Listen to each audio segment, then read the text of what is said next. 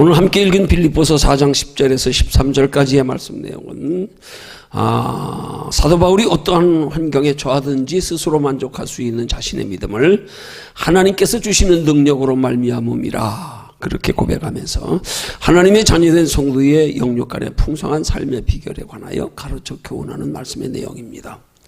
사도 바울이 본문의 말씀을 통하여서 하나님의 자녀된 성도의 풍성한 삶의 비결을 가르쳐 교훈할 때에 사도 바울의 육신적인 환경이나 형편과 처지는 우리가 상상을 초월할 정도로 힘들고 어려운 환경이었습니다. 그런데도 바울은 그런 환경 가운데서도 오늘 고백하기를 내가 어떠한 형편에 처하든지 자족하기를 배웠다. 그렇게 말씀하면서 그 어떤 형편 가운데서도 자족하기를 배웠던 바울의 구체적인 신앙의 모습을 13절, 12절에서는 이렇게 소개합니다. 비천에 처할 줄도 안다. 풍부에 처할 줄도 안다. 모든 일에 배부르다. 배고픔과 풍부와 궁핍에도 일체의 비결을 배웠다.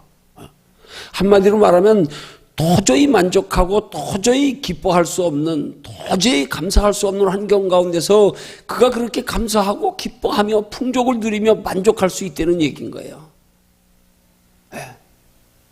자신이 그렇게 자신의 환경과 여건으로 볼 때는 결코 감사하고 기뻐하고 또 풍족히 누릴 수 있는 환경이 아님에도 불구하고 그 가운데서 자신이 하나님 앞에 그렇게 감사하며 풍족하게 누릴 수 있는 것, 기뻐할 수 있는 그 비결을 지금 우리에게 가르쳐 교훈하고자 이 말씀을 기록하고 있는 거란 말입니다. 요약하면 무슨 말씀이냐 하면 지금 바울의 이 말씀의 의미는 내가 이렇게 예수 믿어서 이렇게 복 받았어. 내가 이렇게 예수 믿어서 이렇게 잘 돼서 지금 누리고 있어. 그러니까 내가 이렇게 복 받고 이렇게 잘 돼서 누리고 있는 것, 너희도 이런 복을 받는 비결을 내가 가르쳐 줄게. 이걸 말하는 게 아니란 말이에요, 지금. 뭘 말하고 있는 거예요? 나 지금 육신적으로는 굉장히 어려워. 굉장히 힘들어.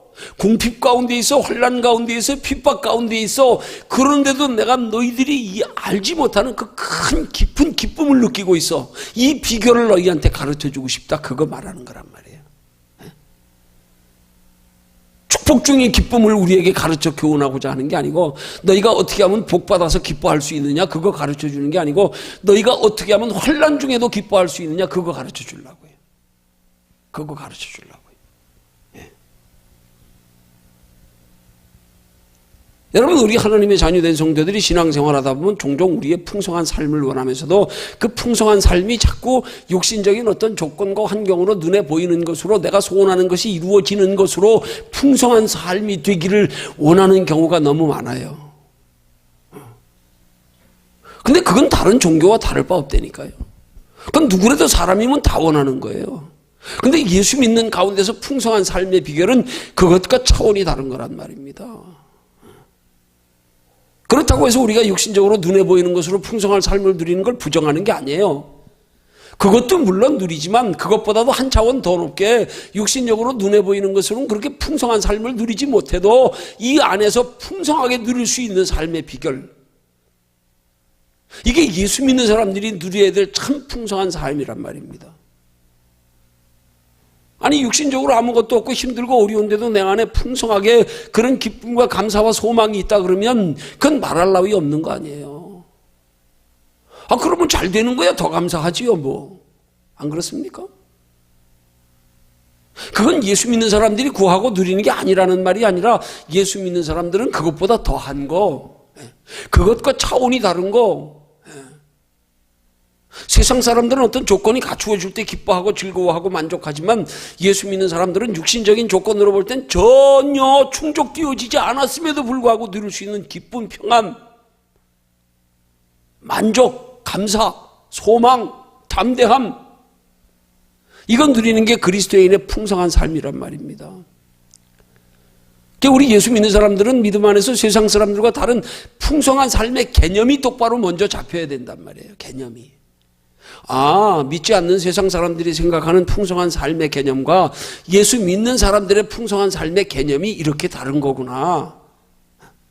전혀 다른 게 아니라 저 사람들은 풍성한 삶의 비결이, 풍성한 삶의 개념이 오직 육신적으로 눈에 보이는 것으로만 편하고 행복하고 즐거운 걸 개념으로 잡지만, 예수 믿는 사람들은 그것뿐만이 아니라 그게 아닌, 그것과는 전혀 상관없는, 그것과 반대되는 환난, 고난, 힘들고 어려운 환경 가운데서도 풍성할 수 있다는 거.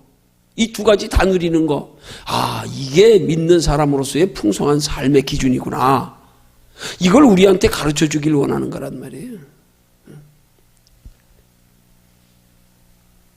그렇게 보면 오늘 바울이 우리에게 가르쳐 교훈하는 바, 자기가 경험하고 있는 그 환난 가운데 누리는 풍성한 삶의 비결을 우리에게 가르쳐 주기 원하는 그거, 그게 얼마나 복된 건지 우리가 먼저 깨달아야 된단 말입니다. 아, 정말 그런 풍성한 삶이라면 나도 누리고 싶다. 나도. 뭐 세상 사람들처럼 육신적으로 편하고 잘 되고 뭐 이래가지고 누리는 거야. 뭐 얼마든지 그건 누구라도 누릴 수 있어요. 근데 그렇지 않을 때도 내 속에 풍성할 수 있다 그러면, 야, 이거 진짜 복된 거네, 이게. 아, 믿음 안에서는 이런 걸 구하는 거구나. 그런 걸 구해야 그 풍성한 삶의 비결을, 신앙적인 비결을 바르게 알아야 두 가지를 다 누릴 수 있는 거구나. 아니, 한 걸음 더 나아가서는 영원한 하나님의 나라의 영원한 것까지 누릴 수 있는 비결이구나. 이게 깨달아져야 이 풍성한 삶의, 그리스도인의 풍성한 삶의 개념이 바로 잡혀져야 우리는 진짜 풍성한 삶에 대한 바른 개념 안에서 바른 소망이, 바른 간절함이 생긴단 말입니다. 그럼 신앙생활 태도가 달라지는 거예요. 그러면 그렇게 뭐 육신적으로 잘 되고 편안할 때만 할렐루야 하나님 감사합니다, 그게 아니란 말이에요.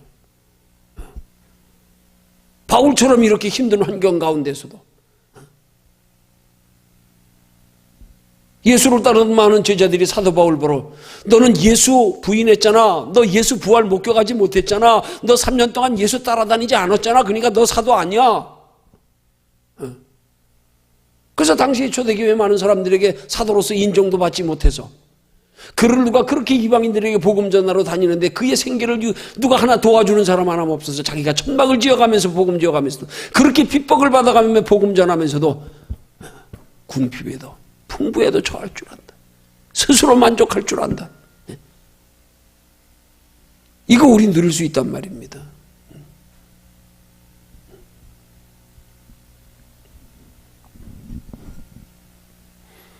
이런 풍성한 삶의 비결을, 아, 바울이 우리에게 전수해 주고자,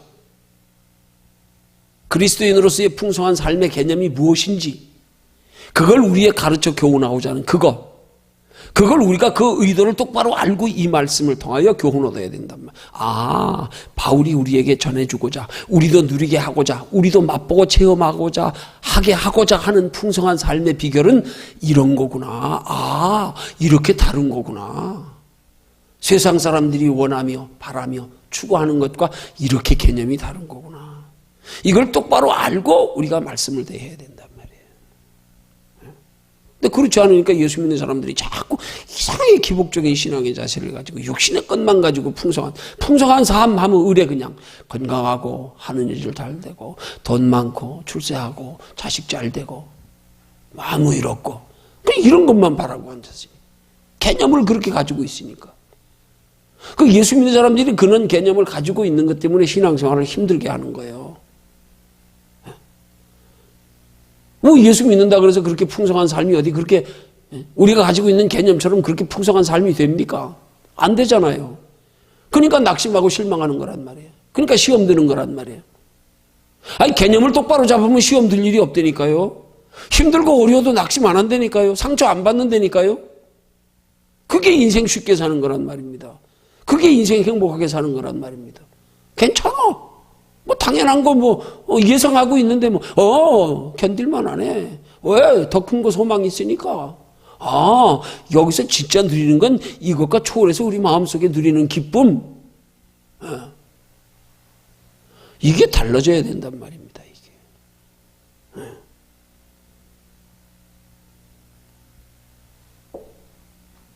자, 그럼 그러기 위해서요. 우리가 어떻게 하면 하나님께로부터 오는 그런 바울이 우리에게 가르쳐주고자 하는 그 그리스도인으로서의 풍성한 삶, 그것 어떻게 하면 누릴 수가 있을까? 이걸 세 가지 면으로 우리가 생각해 봅니다. 이 우리가 생각해 봐야 할 세 가지 면이 바울이 그렇게 육신적인 환경으로 힘들고 어려운 환경인데도 그 가운데서 그렇게 풍성한 삶을 누릴 수 있었던 비결이고 바울이 그렇게 살았음을 우리는 성경에 기록된 바울의 생애를 통해서 우리는 보고 알 수가 있는 거예요. 그래서 바울의 전체에 살았던 삶을 성경의 기록을 통해서 비추어 살펴보면 아, 바울이 이런 신앙을 가졌었구나. 그걸 알 수가 있는 거예요. 이제 우리가 나누고자 하는 세 가지요. 우리도 이 세 가지만 있으면 우리도 바울처럼 환경적으로는 힘들고 어렵고 때로는 여러 가지 우리의 원하는 것들이 잘 이루어지지 않을지라도 우리 안에서 풍성한 삶을 누릴 수 있단 말입니다.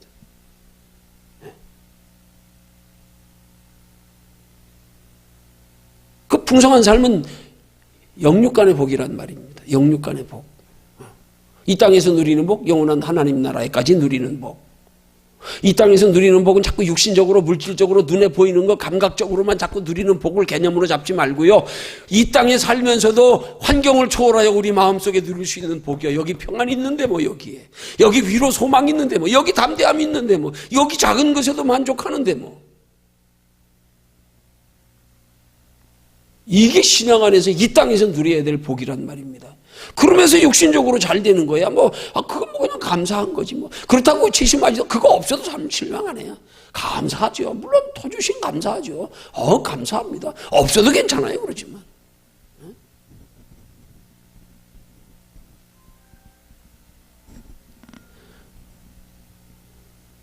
우리가 신앙 안에서 누리는 복을 위해서 육신의 것을 자꾸 희생해야 된다는 개념으로 생각하니까 이게 문제가 되는 거예요. 그게 우리 신앙생활을 힘들게 만든단 말이에요. 아, 예수 믿기 힘들다. 그 개념이 잘못돼서 그래요. 진짜 그리스도 안에서 누리는 참 복이 어떤 복인지 바로 알고 나면 그게 소중해서 그게 좋아서 그래서 관심이 없어지는 거예요. 육신의 거에 별로.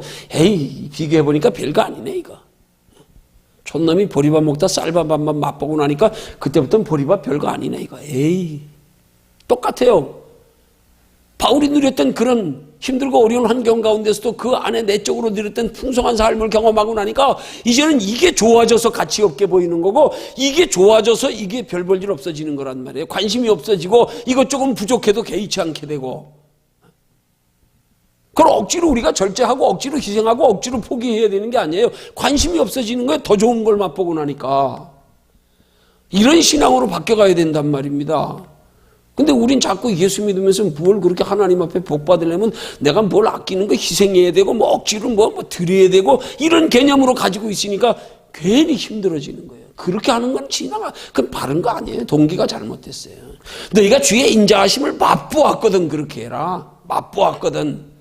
좀 하고 싶어서 더 큰 욕심 때문에 아 이렇게 좋은 거 있었네. 이거 몰랐네. 그때부터는 육신에게 관심이 더 멀어지는 거예요. 이제. 왜? 더 좋은 걸 알고 오니까. 그 맛이 더 좋은 걸 느끼니까 에이 별거 아니네. 이렇게 돼야 되는 거란 말입니다. 근데 마치 우리가 예수 잘 믿는 건 모든 걸 다 포기하고 희생하고 헌신하고 다 손해봐야 되고 이런 개념으로 가지고 있으니까. 그 신앙은 적극적인 면에서 우리 신앙이 얼마나 가치 있는 거, 얼마나 귀한 거, 얼마나 복된 거 이거 깨달아야 돼요. 이거.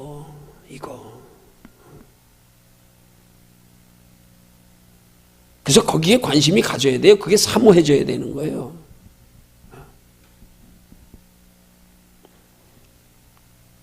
그런 신앙이 되기 위해서 우리에게 필요한 세 가지가 뭐냐면 그게 쉽게 말하면 우리 우선순위예요. 우선순위. 이 우선순위만 바르게 설정되면 돼요. 우선순위요. 그러면 우리가 하나님께로부터 오는 육신의 풍성한 복과 함께 영원한 복을 받아 누리기 위해서 우리가 바르게 세워야 할 우선순위, 그게 어떤 우선순위인가? 세 가지로 살피면 먼저 첫 번째로는 우리가 무엇을 더 소중히 여기는가에 대한 가치관의 우선순위입니다. 가치관의 우선순위. 무엇으로 더 기뻐하는가에 대한 가치관의 우선순위.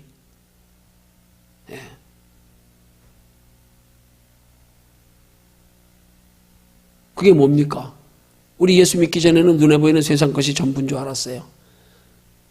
근데 예수 믿고 나니까 보다 이것보다 더 좋은 게 있네, 더 영원한 게 있네, 더 귀한 게 있네, 이게 바뀌어지는 거예요. 그래서 이제부터는 관심이 거기 가지는 거. 왜? 저게 훨씬 좋은 걸 알았으니까. 전에는 육체로 잠깐 누리는 게 전부인 줄 알고 이게 최고인 줄 알았어. 근데 영원한 하나님의 나라에 있음을 알고 영원한 하나님의 나라를 바라보고 소망하며 거기 위하여 그거 준비하며 살아가는 삶 속에서 하나님이 세상 것으로 누리는 것보다 더 귀한 예수님이 우리에게 말씀하시는 내가 주는 평안은 세상이 주는 평안과 다르다는 그 평안을 맛보고 나니까 가치관이 바뀌었다 이 말이에요. 가치관이. 이게 바뀌어지면 우리는 이제 영육 간의 풍성한 복을 누린단 말이에요. 이게 바뀌고 나면 전에는 육신의 것 잠깐의 것으로 즐거웠는데 이제 이거 가지고 양에 안 차. 이제 가치관이 바뀌어져서 이거보다 더 재미있는 거, 더 귀한 거, 더 가치 있는 거, 더 보람 있는 거, 우리 속에 더 기쁨 누리는 걸 맛보고 나니까 우습게 보이는 거예요. 이거 가치관의 변화라 그러는 거예요. 그 예수 믿는 사람이 가치관이 변화된 걸 가리켜서 물과 성령으로 거듭났다 그러는 거예요. 가치관이 변화된 거예요. 가치관이.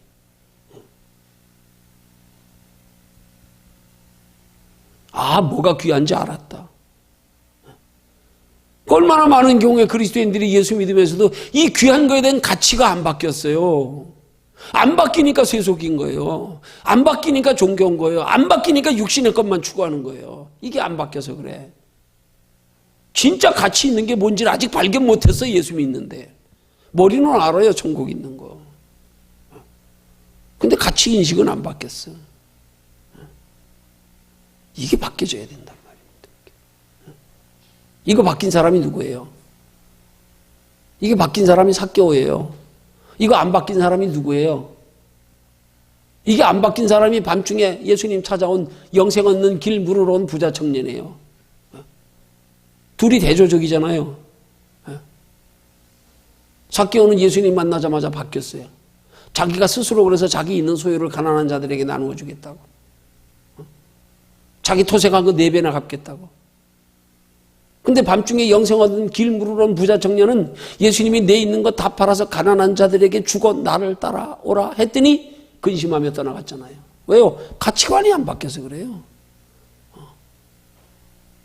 그래도 얼마나 관심이 있으면, 얼마나 영혼에 갈급했으면 밤중에 사람들 눈을 피해가지고 몰래 예수님 찾아왔겠냐고요. 유대인의 관원이래요. 종교 지도자예요.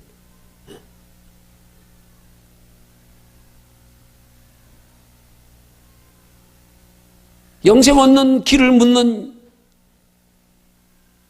그 부자 청년에게 예수님이 율법을 지켜야 할 걸 말씀하니까 뭐라 그랬어요? 어려서부터 다 지켰나이다.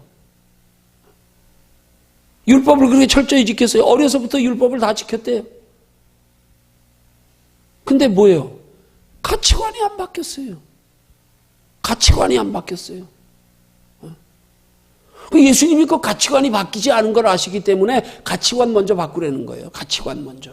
우리 예수 똑바로 믿으려면 가치관이 바뀌어야 된다니까요. 그 가치관이 바뀔 걸 요구하신 거예요. 내 있는 거 다 팔아서 가난한 자들에게 주는 게 천국 가는 길이 아니에요. 너 가치관 먼저 바뀌어라. 뭐가 소중한지. 이 땅에서 잠시 육신에 보이는 것으로 누리는 거, 그게 소중한 것보다 영원한 하나님의 나라, 영원한 게 더 소중한 거. 이 가치 인식이 먼저 바뀌어라. 이거 바뀌면요, 풍성한 삶을 누릴 수 있다니까요. 이거 바뀌어서 세상 것이 그냥 영혼에 비교하니까 물론 귀하지요, 세상 것도요. 근데 그보다 더 귀한 걸 발견하고 경험하고 체험하고 나니까 별거 아닌 거예요. 비교하니까. 이 영혼이 없다고 육신의 것만 있다 그러면 이게 귀한 거죠. 이게 전부인데요, 뭐. 근데 이거 더 좋은 걸 알고 나니까, 더 귀한 걸 알고 나니까, 영원한 걸 알고 나니까 상대적으로 가치 없는 거죠. 이거 바뀌어지면요, 좀 부족해도요, 마음의 평안이 있어요. 바울처럼요, 궁핍에 처할 줄도 알고, 풍부에 처할 줄도 알고.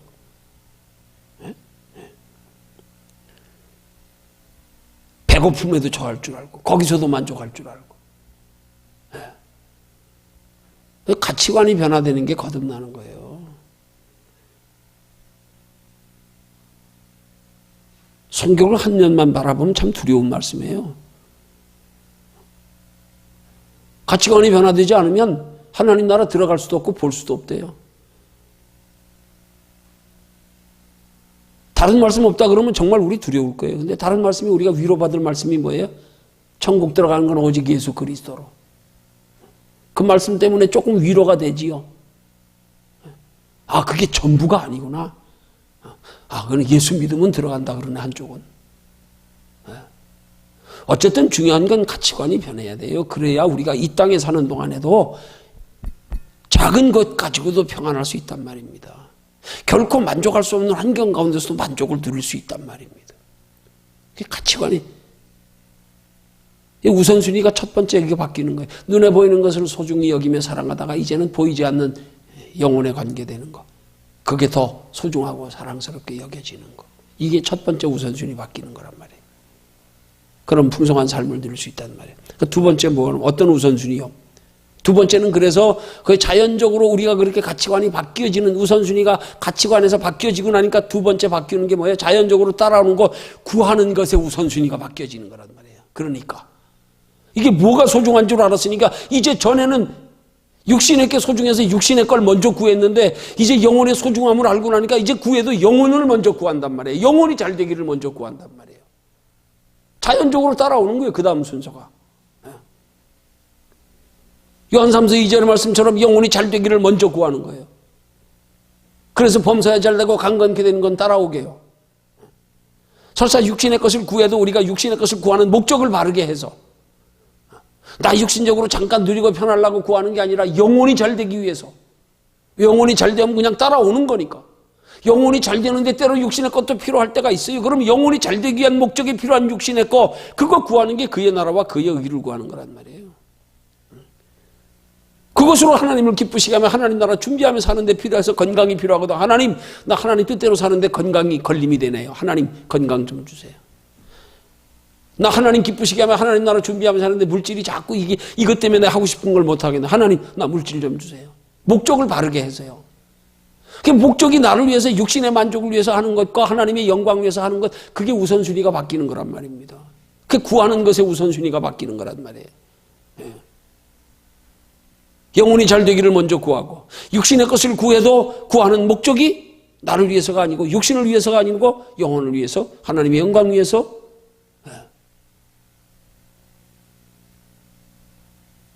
그렇게 우선순위가 바뀌어지는 거란 말입니다.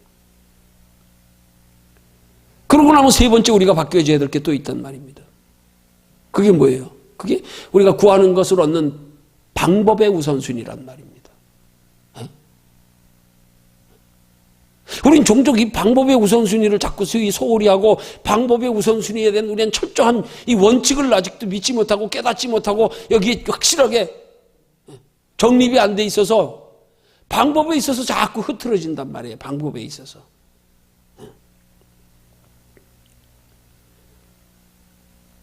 우리가 영육간의 풍성한 복을 누리는 방법에 있어서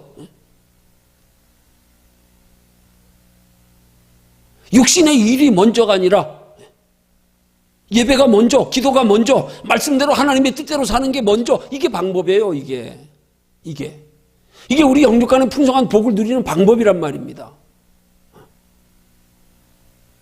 근데 우린 자꾸 이 순서를 잃어버려가지고 육신의 일을 하나님 섬기는 거 예배보다 말씀보다 기도보다 자꾸 앞세우잖아. 인간적인 방법으로 앞세우고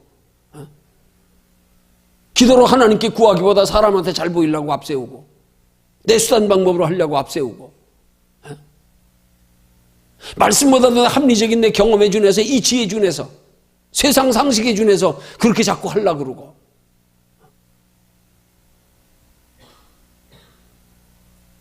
이 방법이 바뀌어지는 데 있어서 문제가 있는 거란 말이에요. 예수 믿는 사람들이.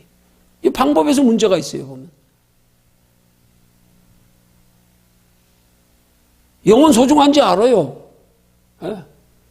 구하는 것도 때로는 영혼을 더 앞세우고 구해요. 근데 그렇게 얻기 위한 방법에서 보면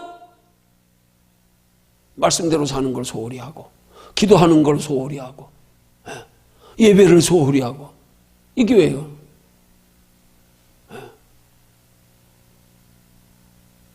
여기서 흐트러진단 말이에요. 여기서. 이 구하는 방법이 얼마나 소중한지 이게 바르게 인식이 돼야 되는데. 예배 드리는데 어떤 희생이 있고 손해가 있어도 난 예배가 먼저야. 나 인간의 수단 방법으로 하기보다 하나님께 기도가 우선이야. 나 기도로 할래.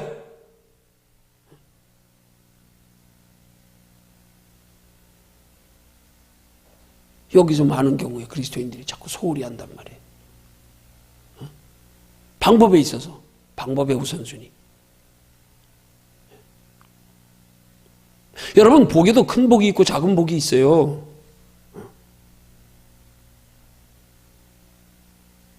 성경적으로 큰 복과 작은 복이 어떤 차이입니까? 우리 예수 믿는 사람들은 상식적으로 알아야 되는 큰 복이 뭡니까? 영혼이 잘 되는 거 아닙니까? 이건 영원한 거 아닙니까? 당연히 그게 큰 복이잖아요. 육신적으로 잘 되는 건 그건 비교하면 작은 복이에요. 작은 복. 그건 영혼의 복에 비교하면 그건 하찮은 거예요. 그건 그 영혼의 복 먼저 큰 거 먼저 구하면 작은 건 따라오게 돼 있는 거예요. 근데 우리는 큰 복, 작은 복에 대한 개념이 똑바로 정립이 안 돼 있어가지고 자꾸 작은 복을 앞세우고 앉았네. 개념이 안 잡힌 거예요, 아직도.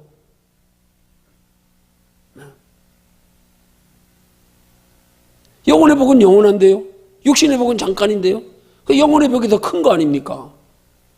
큰 걸 먼저 구해야 되는데 자꾸 작은 걸 먼저 구하고 있어요. 큰 복을 더 소중히 여겨야 되는데 자꾸 작은 복을 더 소중히 여기고 있어요. 큰 복을 더 원해야 되는데, 큰 복에 더 관심이 있어야 되는데 작은 복을 더 원하고 작은 복에 관심이 있어.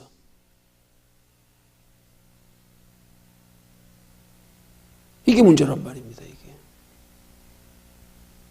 이게 큰 복, 작은 복이 결국 우선순위의 개념이나 같은 거란 말이에요. 더 큰 거 구할 줄 알아야지. 더 큰 걸 소중히 여길 줄 알아야지. 더 큰 걸 바라야지요. 더 큰 거에 관심을 가져야지요. 근데 돌아보면 아니야. 자꾸 큰 건 소홀히 하고 작은 것만 자꾸 앉았네. 보면 우리 사는 모습 돌아보면 그걸 뭐라 그래요? 그걸 소탐대실이라 그러잖아요. 작은 거 탐하다가 큰 거 다 잃어버리고 앉았어요. 작은 거에 관심 가지고 살다 큰 거 다 잊어버리고 앉았어요.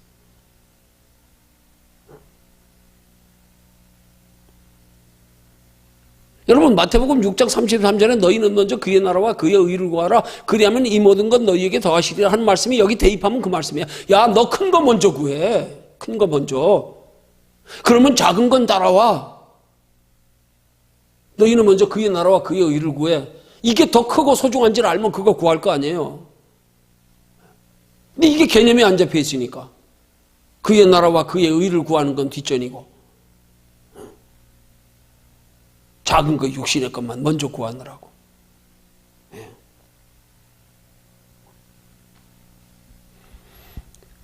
큰 거 먼저 구할 때 영혼이 잘 되는 거예요. 큰 거 먼저 구할 때 순서가 바르게 되어져 구할 때. 그 요한 3서 2절의 말씀처럼 사랑하는 자여 내 영혼이 잘 된 같이 내가 범사에 잘 되고 강건케 되기를 내가 간구하노라. 영혼이 잘 되기를 구하는 거, 그게 큰 거 구하는 거예요. 큰 거 구하면 작은 건 따라오게 돼 있어요. 우린 자꾸 작은 거 구하느라고 큰 거 잊어버리고 큰 거 놓치고 앉았네. 그거 잊어버리고 그거 놓치는데도 아무렇지도 않네. 그럼 거기에 대한 안타까움이라도 있어야 되는데, 애통하는 마음이라도 있어야 되는데, 뭐 그럴 수도 있지 뭐 그런 거지 뭐 살다 보면. 이게 문제란 말입니다. 이게. 개념이 똑바로 잡혀야 된단 말이에요. 개념이.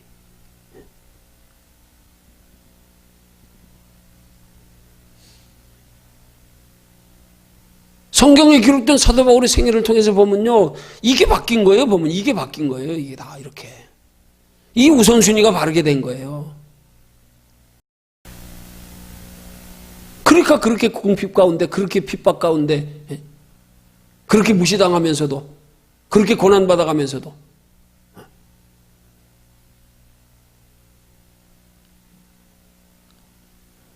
가치관의 우선순위가 바뀌고 구하는 것의 우선순위가 바뀌고 이 방법이 바뀌고 나니까. 그러니까 그 안에서 그렇게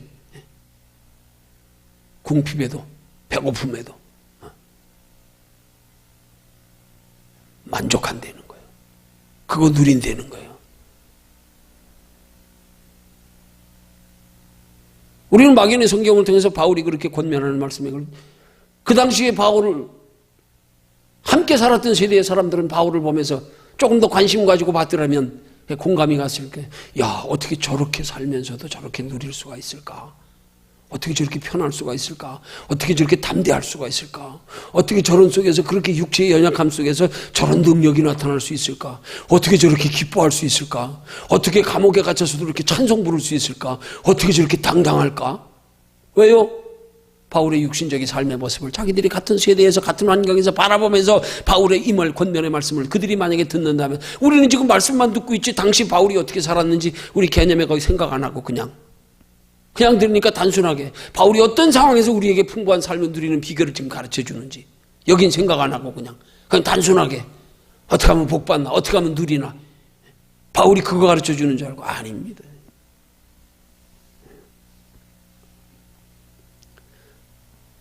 진짜 예수 믿는 사람들이 누려야 될 게 바울이 권면하는 그런 풍성함을 누려야 그 다음에 나머지는 그거 누리는 데 있어서 필요한 대로 따라오는 거란 말입니다. 그걸 누리고 있어야 육신적으로 풍성한 복을 주셔도 그 복이 더 풍성해지고 더 믿음이 더해지고 더 하나님께 영광 돌리는 삶이 되고 더 하나님 나라까지 칭찬과 상급과 면류관이 되지요. 이게 안 되면 오히려 복 주니까 복 주는 것 때문에 신앙이 점점 더 끈떨어진 년처럼 되네.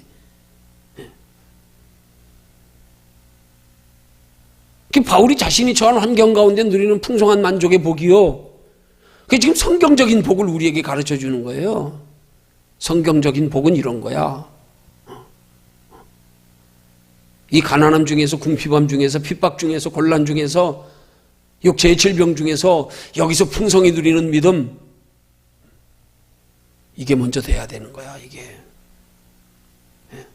그거 가르쳐 주는 거란 말입니다. 그러기 위해서 우리는 우선순위가 바뀌어지기를 힘써야 된단 말입니다. 뭐 우리가 힘쓴다고 되겠습니까? 그럼 어떻게 하면 되겠어요? 그걸 구해야지요. 그렇게 되기 위해서 우리 속에서 그렇게 우선순위가 바뀌어지는 게 얼마나 소중하고 복된 것인가에 대한 인식이 있어야지요. 그래야 간절히 기도가 되지요. 그래야 거기에 관심이 가지요. 그래 이게 소중한 거야. 이거 구해야 돼. 이거 구해야 돼. 하나님 나도 내 삶의 가치관이 바뀌어지길 원합니다. 내 구하는 것의 우선순위가 바뀌어지길 원합니다. 내 구하는 것을 얻는 방법도 하나님 좀 생각나게 해주세요. 지혜 좀 주세요. 자꾸 잊어버리는데 주여 말씀대로 사는 게 그렇게 소중한데 기도하는 게 그렇게 소중한데 하나님의 뜻대로 살기를 구하는 게 예배가 그렇게 소중한데 이거 자꾸 잊어버려요. 하나님 좀 잊지 않게 좀 도와주세요. 이런 게 기도 제목이 돼야 된단 말입니다. 이런 건 돌아보고 생각지도 아니하고 그냥 감각적으로 그냥 필요한 것만 보이는 것만 생각나는 것만 그냥 그것만 구하고 그것만 위해서 살고 앉았으니까 그러니까 못 누리는 거란 말이에요.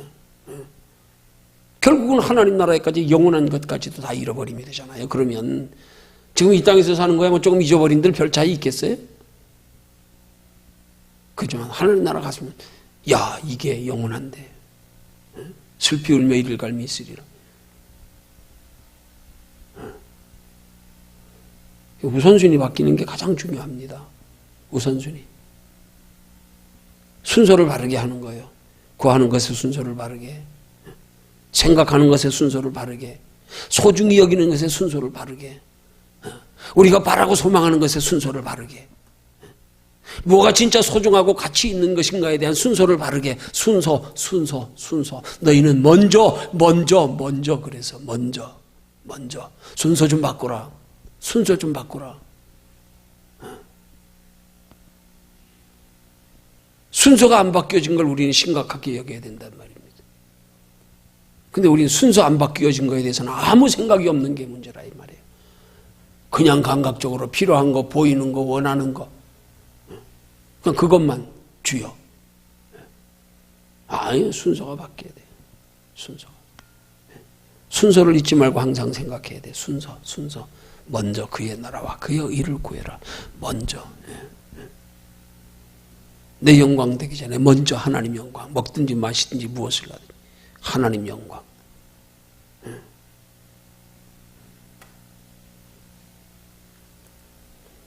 먼저 신앙이 바로 된 걸 십자가 신앙이라 그러는 거예요. 우선순위가 바로 된 게 십자가 신앙이란 말입니다. 십자가는 고통 같지만 아니에요. 그 속에 남이 알지 못하는 기쁨, 평강, 위로, 소망, 담대함, 하나님이 함께 하심, 거기 다 들어있단 말입니다.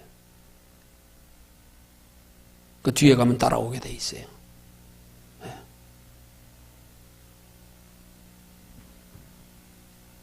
이렇게 본문을 통하여 바울이 가르쳐주는 우리의 그리스도인의 영육간의 풍성한 삶의 비결.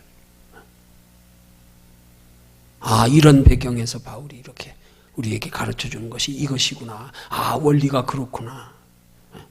이걸 말씀을 통하여 오늘 바로 깨달아서 우리의 삶에 정말로 그리스도 안에서 하나님이 우리에게 주시기 원하시는 성경적인, 먼저 영혼이 잘 되는 것으로 우리의 영육간의 풍성한 복된 삶을 누릴 수 있는 저와 여러분들이 되시기를 주님의 이름으로 축원합니다.